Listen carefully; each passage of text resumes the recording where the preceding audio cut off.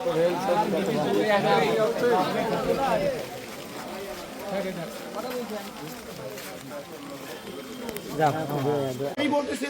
বলতেছি ওসি বলতেছি, আপনি কে বলতেছেন বলেন?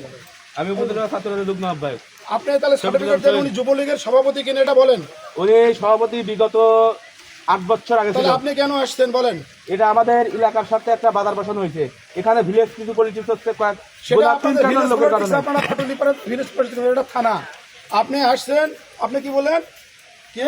আমি ভাঙ্গুড়া উপজেলা ছাত্রদলের যুগ্ম আহ্বায়ক। ঠিক আছে, আপনার ছাত্রদলের সভাপতিকে কথা বলতে বলেন। আমি আওয়ামী লীগের এখানকার যারা দায়িত্বশীল ছিল তাদের সাথে কথা বলছি। হ্যাঁ, উনি কমিটিতে আছেন, নাও স্টিল বর্তমান কমিটিতে উনি যুবলীগের সভাপতিতে আছেন।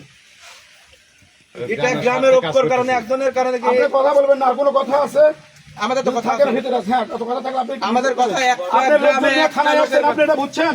গ্রামে আমি সুনির্দিষ্টভাবে গ্রেফতার করে নিয়ে আসছি লোক, আপনি মিছিল নিয়ে থানায় আসছেন, এটা বুঝেছেন? ঠিক আছে, আমি দলীয় ভাবে আপনার সাথে কথা বলবো। আমি দলীয় লোকজনের সাথেও কথা বলতেছি, আপনাদের সভাপতির সাথেও কথা বলছি।